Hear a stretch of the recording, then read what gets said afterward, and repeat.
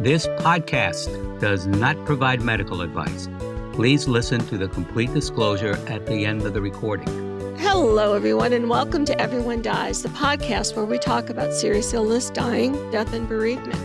I'm Marianne Matzo, a nurse practitioner, and I use my experience from working as a nurse for 44 years to help answer your questions about what happens at the end of life. And I'm Charlie Navarrete, an actor in New York City, here to ask questions that you may have while listening to our podcast. If you have further questions, let us know.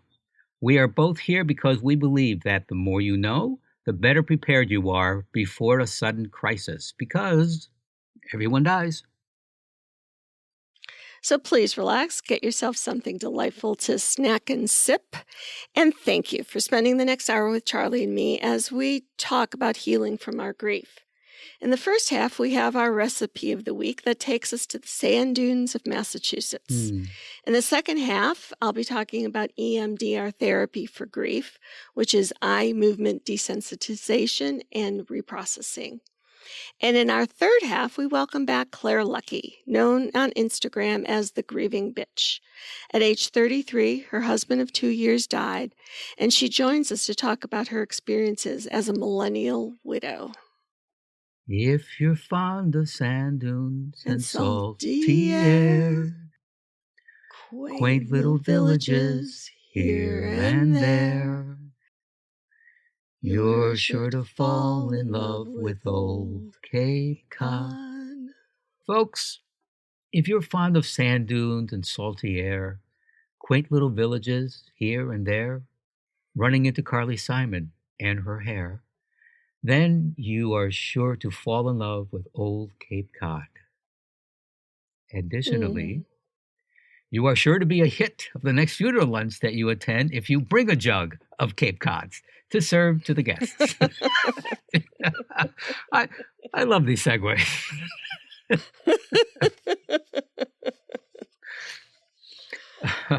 It takes a lot of Cape Cods to write these segues, let me tell you. Yes. In the 1940s, Massachusetts-based beverage company Ocean Spray invented a cranberry juice and vodka cocktail called the Red Devil to market signature juice to adults. Well, I'm glad they weren't marketing it to kids. Yeah, cranberries used to make the juice were sourced from the nearby bogs of Cape Cod. And thanks to the influence of local farmers, the drink's name was changed to the breezier Cape Codder in the 1960s. To make your home brew, not to be confused with Miles Davis's Bitches Brew, pour 1.5 to 2 ounces of vodka into a glass, top with ice and cranberry juice, and serve with a lime wedge. The lime wedge is optional. What a nice way to toast a life well lived. For this recipe, and folks, I hope you took notes. I mean, I'll be happy to repeat that. I know it's a complicated recipe, but for this and other pertinent, relevant, important cocktail information, go to our webpage for the recipe and additional resources for the program. Kindly follow us on Facebook and Instagram, and remember, rate and review this podcast. We have a link in our show notes that makes rating our podcast easy peasy. And it would really be helpful to us, a licensed nonprofit organization. We are dependent on your kindness and always appreciate your tax-deductible donations. Many of you have let us know that you find this podcast to be of help to you. Thank you for that. So please go to our webpage to donate so that we can continue to provide quality shows about serious illness, dying, death, and bereavement at www.everyonedies.org. That's dies.org. Marianne? Thanks, Charlie. The death of a loved one is typically universally distressing. Bereavement, even when uncomplicated, can have life-changing consequences. Also, the death of a loved one may trigger past traumas and losses and increases one's emotional vulnerabilities. When someone we love dies, we may lose the person we looked to for security, comfort, meaning, and balance in life. A loved one is both a part of our lives and the external world, and a part of our identity and our internal world. Whether the relationship was positive or negative, secure or insecure, peaceful or conflicted, the deceased had a contributing role in defining who and what we are. In the immediate aftermath of a death, especially when it's sudden and unexpected, it's difficult to understand who we are and what life will be like without the loved one. With death, the world changes things, and it'll never be the same. Grief and mourning are different. Grief is the reaction a person has to a loss. Mourning is the process of integration and adjustment to the loss and adapting to the world without the deceased. Now, Niemeyer in 2015 wrote about the view of grieving as a process of reconstructing a world that has been challenged by the loss.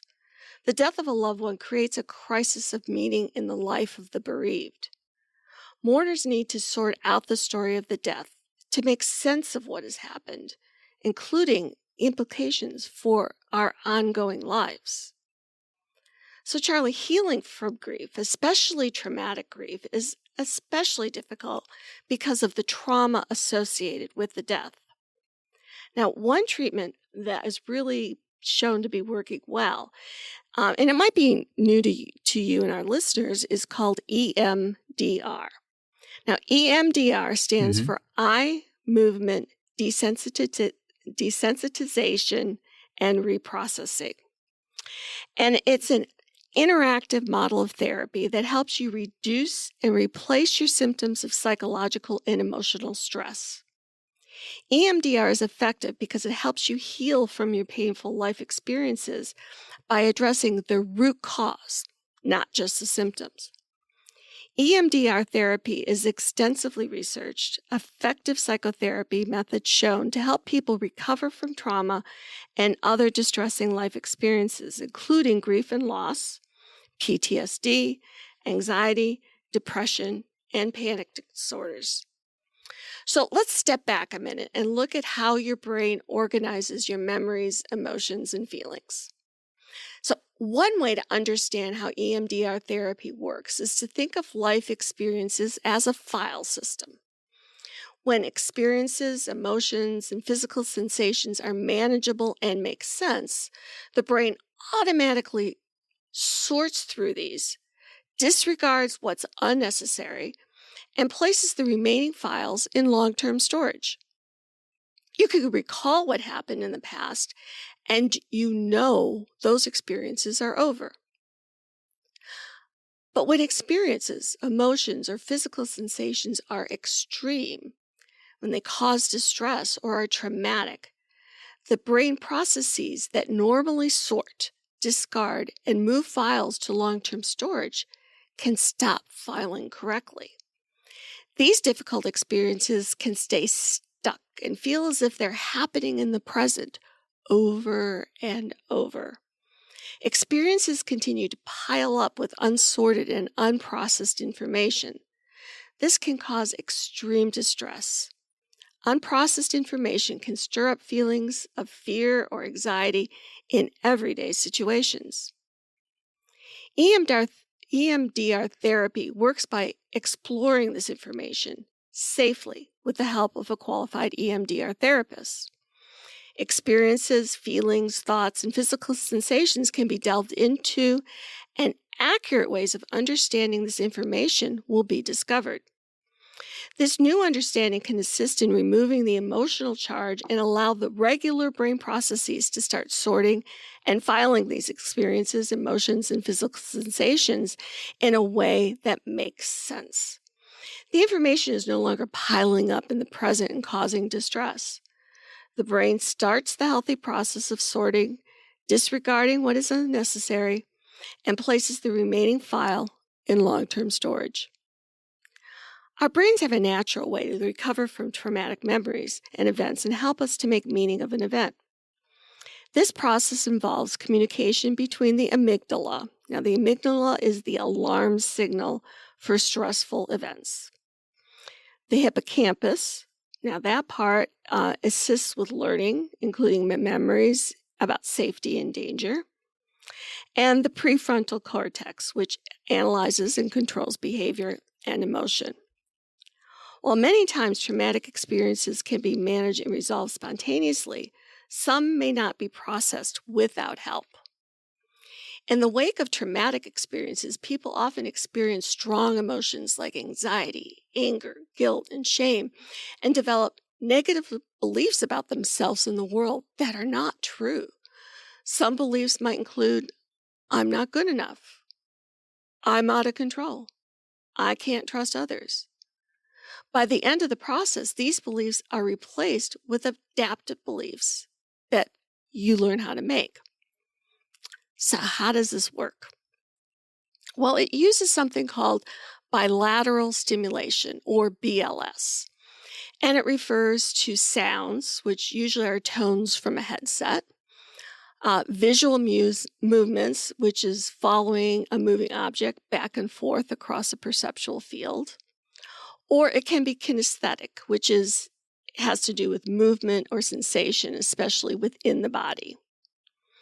It can be cues such as tapping, which requires tracking by the eyes, ears, or body, and can include eye movement, tapping, pulsing, or sound. What is thought to happen when the brain is introduced to BLS is that it stimulates a part of the brain called the thalamus, which is responsible for processing sensory information and relaying it to other parts of the brain to be integrated. This happens with all things we perceive and experience, including highly emotional experiences. During a distressful or painful event, this part of the brain is activated and begins processing things as dangerous, scary, and unsafe. This gets relayed to the memory part of the brain and gets integrated in that way. All of us have experienced trauma and often get triggered to react as if we're reliving that traumatic moment. So you can have, let's say, for example, somebody who, as a young child, was attacked by a dog. And then even 40 years later, every time they see a dog, they cringe and tremble. It's not because the current dog is any threat to them. It's that their brain is remembering that traumatic event and their body is responding to it as though it's happening right now, even though it happened 40 years ago. So during EMDR, the therapist introduces BLS to activate the thalamic area of the brain. Doing this when you're in a safe, calm, and in a therapeutic environment relationship, your brain and body will begin to heal itself by forming new meaning to the memory, new positive feelings, and beliefs about yourself and the world. In a sense, you're rewriting the narrative of your story to reflect what is true, that you are worthy, valuable, and strong. So the desensitizing aspect of it allows your mind and body to become less reactive to the original memory and subsequent triggers and begin to create new meanings of the event with new, more positive emotions. EMDR will not make you forget your past, but will help you turn down the volume and intensity of the experience so that you are free from its effects. So the reprocessing part of it, is what happens when you begin to experience new feelings regarding the memory of the event and develop new beliefs about yourself that replace the maladaptive and untrue beliefs that you previously held because of the traumatic experience. Stress responses are part of our natural fight, flight, or freeze instincts. When distress from a disturbing event remains, the upsetting images, thoughts, and emotions may create an overwhelming feeling of being back in that moment or being frozen in time. EMDR therapy helps the brain to process these memories and allows normal healing to resume. The experience is still remembered, but the fight, flight, or freeze response from the original event is resolved. EMDR therapy does not require talking in detail about the distressing issue or completing homework between sessions. EMDR therapy, rather than focusing on changing the emotions, thoughts, or behaviors resulting from the distressing issue, allows the brain to resume its natural healing processes. EMDR therapy is typically conducted in 8 to 12 sessions, with each session lasting about 60 to 90 minutes. For many people, EMDR therapy can be completed in fewer sessions than other types of psychotherapies. EMDR can help improve your mental relationship to the deceased, meaning it can help improve the ability to experience, tolerate, enjoy, and share thoughts and memories.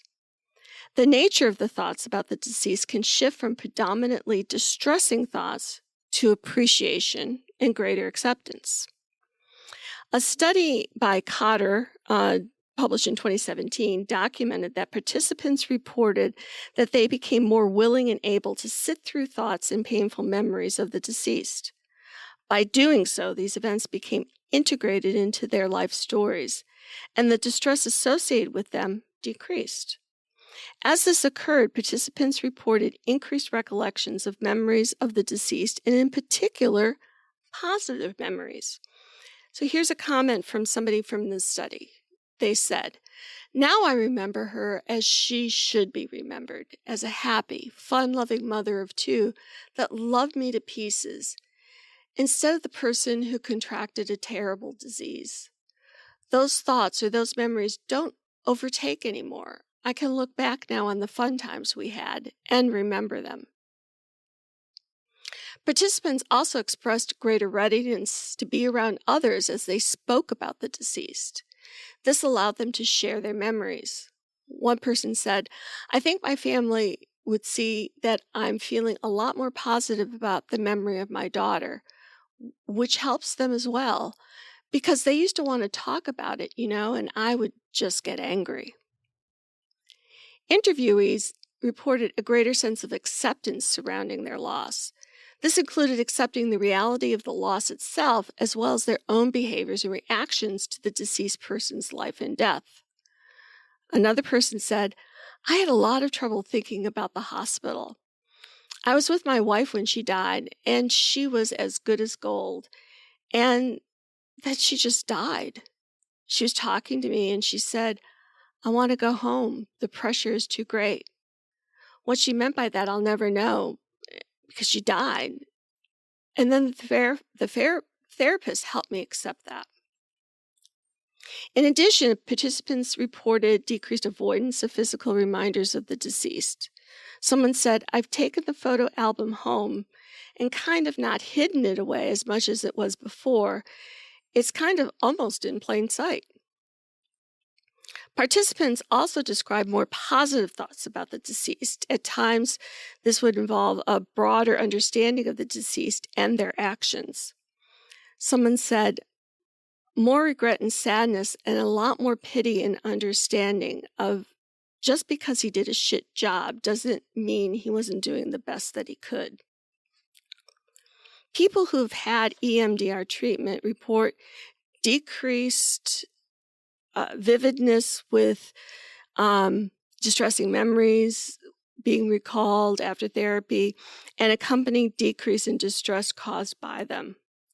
Participants described images as harder to visualize and being viewed from further away. Most significantly, the distress associated with these memories decreased, allowing participants to notice those memories without becoming adversely affected by them. Somebody was quoted as saying, "Negative memories I tend to remember with less hatred and anger, and they feel less directly emotive, as though they weren't happening to me, more empathetic in that I've seen it happening to someone else." And this particular outcome is really unique to the EMDR therapy itself. So look for our resources for the show notes in terms of how to find an EMDR therapist. There are apps that you can have on your phone to do the EMDR exercises, but these kinds of things should be done with the support of a therapist. Charlie, what kind of questions do you have about that? It's interesting, Marianne, because several years ago, just a bunch of us were just out, and we started to talk with people at the next table. And one of them was a physician's assistant, and she was, she maybe on her dissertation, I don't remember, on her PhD. And because she theorized that, I mean, just what you were saying, that there is, people sometimes get hit with some illness or some disease that just does not run in their family. And she was theorizing, that it's something, some long-held trauma, either long-held or maybe some sudden trauma. It just can affect your body and your mind so much that it just then physically, it doesn't destroy you, but it just takes you, that it can just be debilitating. I'd completely forgotten about that until you were saying it. But, but with that, if either someone is not aware and doesn't make that connection, or maybe, friends or loved ones point out that, the person is, more and more, is getting more and more sad, or is increasingly anxious, and the person poo-poos, getting any sort of help. I mean, what, in a situation like that, what do you do? Well, assuming somebody's competent to make decisions for themselves, I guess we all have the right to be unhappy and to not seek treatment. But EMDR is really for those people who say, this is, so debilitating to me. This is interfering with my quality of life. Using my example of the person who's traumatized by, a dog, it's like, I want to be able, I met this wonderful person and they have a dog and I want to be able to be with them. And so I need to work past this. There's something that motivates the person to say, this is not working for my life and I need to heal. And in terms of grief and loss, it is, such, especially traumatic, where 1 minute everything's fine in your world and the next minute it's all been blown apart, that you say, well, how do I recover from this? I mean, how do you recover from extreme trauma? And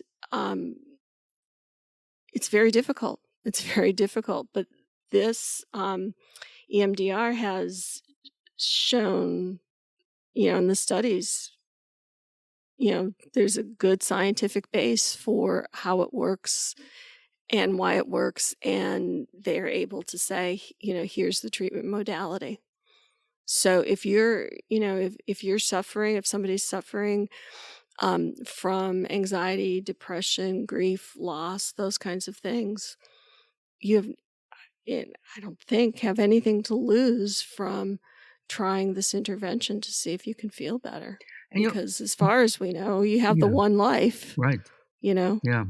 And what I was thinking too, I mean, sometimes, people just don't want to or can't listen to, the person closest to them. I hope if, anyone listening, if you're in that situation and your, significant other or a friend is not able to listen to you, maybe they'd be willing to listen to what Marianne just was said about all this. Definitely share the podcast and say, hey, this is really interesting and maybe it'll help. Yeah. You have nothing really to lose. No, not at all. And everything to gain. Yeah. All right. Wow. Thank you. You're welcome. For our third half, Claire Luckey, who goes under the name Grieving Bitch on Instagram, is part of the Everyone Dies correspondent team. At age 32 and only 5 months after her marriage, her husband was diagnosed with stage 4 glioblastoma, brain cancer, in February 2020. Claire was Matt's caregiver until his death in June of 2021, about a year ago. To begin to cope with this loss and trauma, she channeled her sense of humor and inner bitch by creating the Grieving Bitch account on Instagram. Claire is sharing her grief journey and life challenges as a 34-year-old widow living in New York City with Everyone Dies in her regular bi-monthly third half segment. So we're back for our third half with Claire Luckey, our millennial grief correspondent. And she just had, a few weeks ago, Father's Day, the 1-year anniversary of Matt's death. And so this week we thought that we would talk about how that anniversary went. So, hi, Claire. Hi, Marianne. Hi, everybody. So, did you plan anything special for the anniversary? How did you approach this? Well, I knew it was going to be intertwined with Father's Day because the impetus of Matt's death was Father's Day, and he passed when I went to go see my dad on that day, and that was essentially giving him the space to transition. So I think for me, I'm going to spend Father's Day with my dad until one of us dies. So I knew it was going to be associated with that, but Father's Day was like the 19th or something, and then Matt's death anniversary was the 21st. So what I ended up deciding I wanted was to spend 2 nights with my dad, like the night before and Father's Day, and then come back to the city and then be in Central Park that morning and watch the sunrise and maybe do a couple other things that day, because Matt actually died on the summer solstice, which is the longest day of the year. So I wanted to make a day of it. And leading up to it, I felt like I had this really physical response to it. I think the body does keep score. And in this case, for me, I was treating this day like an MRI.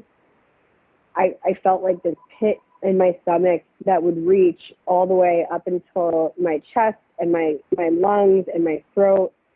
And there were times when I just had no appetite. There were times when I had heart palpitations. There were times where I was just I had shortness of breath.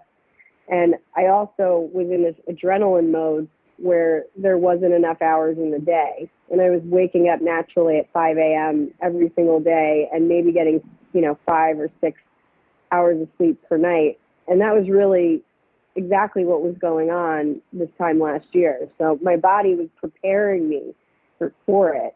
For something, even though Matt wasn't going to die again. Matt wasn't going to have a bad MRI. Nothing really bad was going to happen, but my body was just like getting me into this like fight or flight mode. And so how was the visit with Dad? How's he doing? He was doing really well. And I mean, all things considered, that we're both grieving the loss of Matt, but we spent some good quality time together, went to the beach. We went out for dinner one night, and he cooked the other night. And I came back I brought my cat out, and my cat was up to some hilarious antics, and he broke my dad's screen door. Yeah, he got out on the deck. And it was really pathetic because we know he's not a flight risk now, because we came back from the beach and we saw him just sitting on the deck meowing, waiting to come back inside.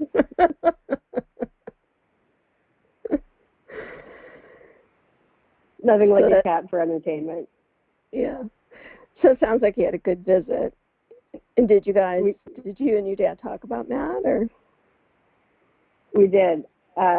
We talked about, there's one little shrine that my dad keeps in his apartment for Matt, and it's a really strange / touching shrine.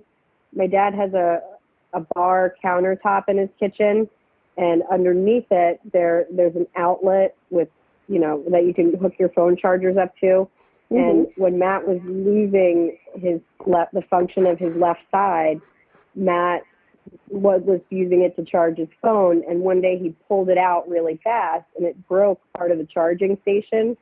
And my dad never had it fixed. And he never told me about it until then. And I immediately said, I'm sorry, because that's my reaction, because I felt bad that, there was like some damage and I had no idea. And then, we obviously burst into tears and he's like, there's nothing to be sorry about. But it was just this really interesting, tender moment that we shared about just the reality of what it was like and to watch Matt decline. And just some of the things that we keep around the house that reminds us of him. Mm-hmm. That's really sweet of your dad, huh?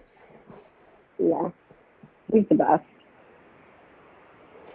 And he's stepped up in a lot of ways because, I've lost my husband and we've been together for 8-9 years. And now my dad's back to being the leading man in my life.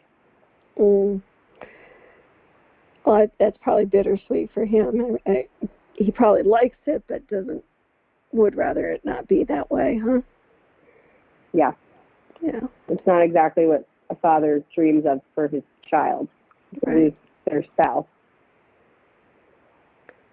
So we make it work. How did the Central Park plan go? Well, it went. There were some ups and there were some downs. I miscalculated where the sun was going to rise, so I didn't quite catch the sunrise, but I had a specific spot in Central Park where I wanted to reread me and Matt's wedding vows, and I call it my safety tree. And the tree's called my safety tree because when I was Matt's caregiver, I would get to that tree in the reservoir on this path that goes around the reservoir.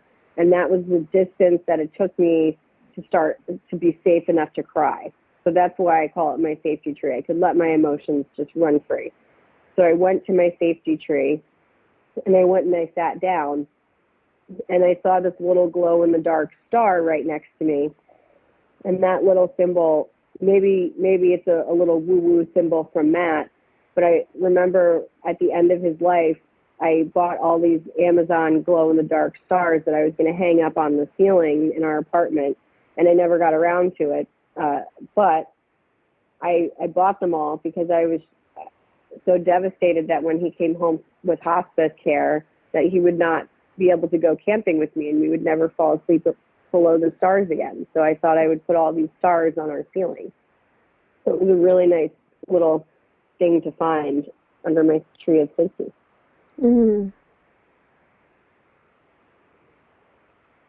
So anyway, I read the vows and I cry about 2/3 of the way through.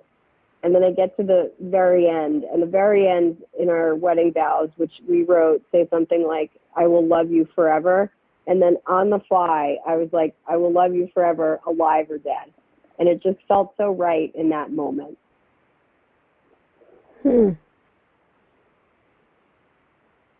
Wow. Alive or dead may be implied in forever, but I just felt that's really what needed to be done. And after I read the vows, I felt so empowered, and I felt like almost, I kind of had that adrenaline from the wedding day, because I hadn't reread the vows since we got married in 2019. And I ended up going to my dance studio that I'm obsessed with, 305 Fitness. We can put that in the show notes. And if anybody... I'm sorry, go ahead. If anybody wants to come dance with me and talk about dance, please come with me. I will make it so much fun. I've taken literally 356 of their classes. I just found that out this week. So I went to 305 Fitness, and I had one of the best dances of my entire life. It was like I was dancing at my wedding. It was like Matt was there watching me, and I just had such a ball.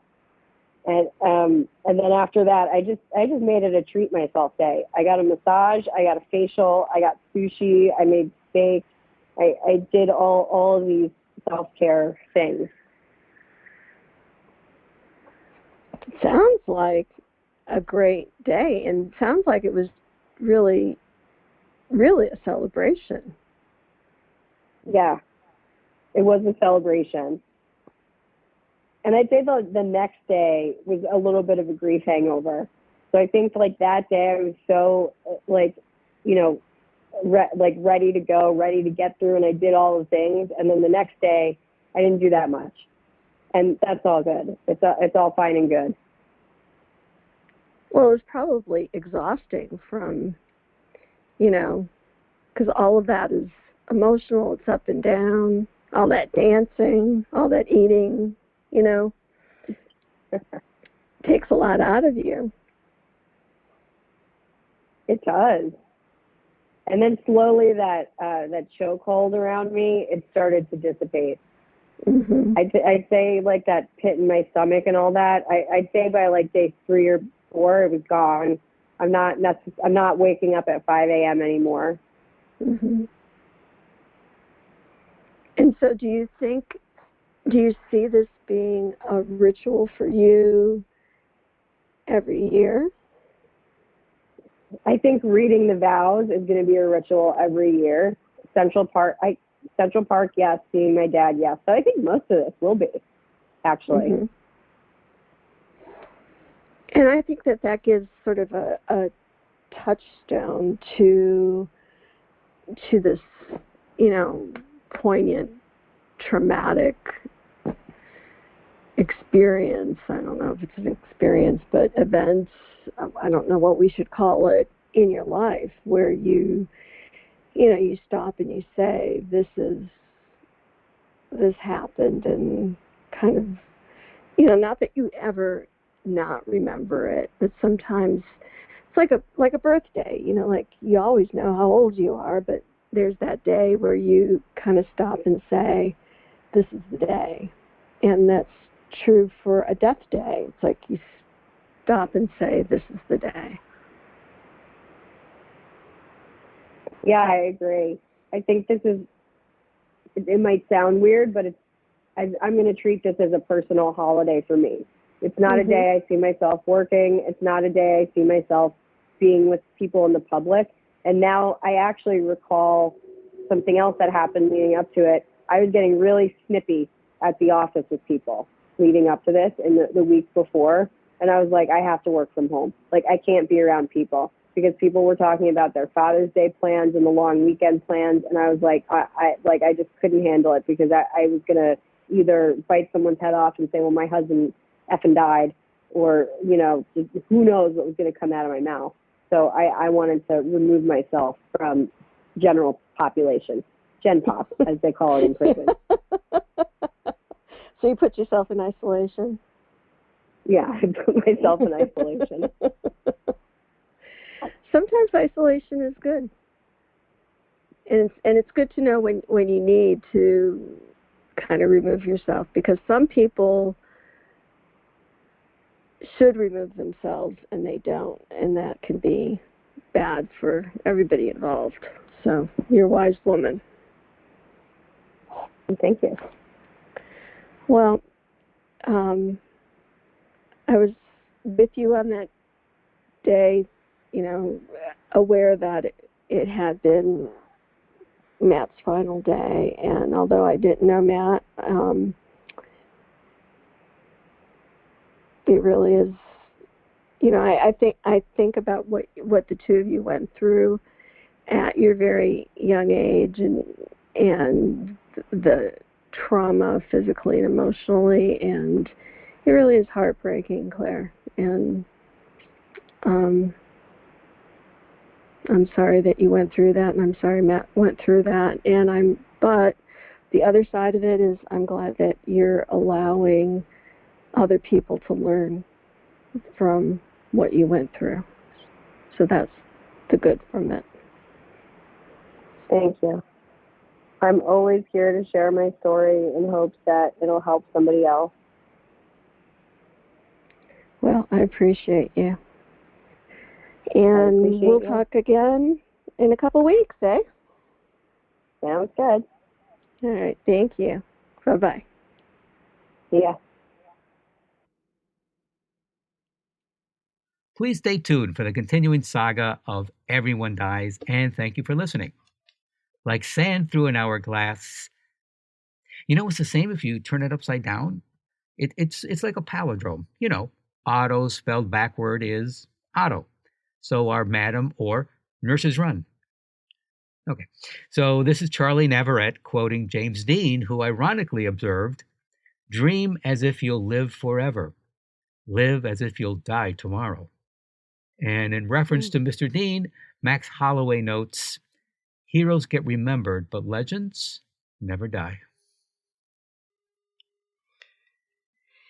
And I'm Marianne Matzo, and we'll see you next week. Remember, Cape Cod is more than a place that can give you that warm and special feeling. And every day is a gift. This podcast does not provide medical advice. All discussion on this podcast, such as treatments, dosages, outcomes, charts, patient profiles, advice, messages, and any other discussion are for informational purposes only and are not a substitute for professional medical advice or treatment. Always seek the advice of your primary care practitioner or other qualified health providers with any questions that you may have regarding your health. Never disregard professional medical advice or delay in seeking it because of something you have heard from this podcast. If you think you may have a medical emergency, call your doctor or 911 immediately. Everyone Dies does not recommend or endorse any specific tests, practitioners, products, procedures, opinions, or other information that may be mentioned in this podcast. Reliance on any information provided in this podcast by persons appearing on this podcast at the invitation of Everyone Dies or by other members is solely at your own risk.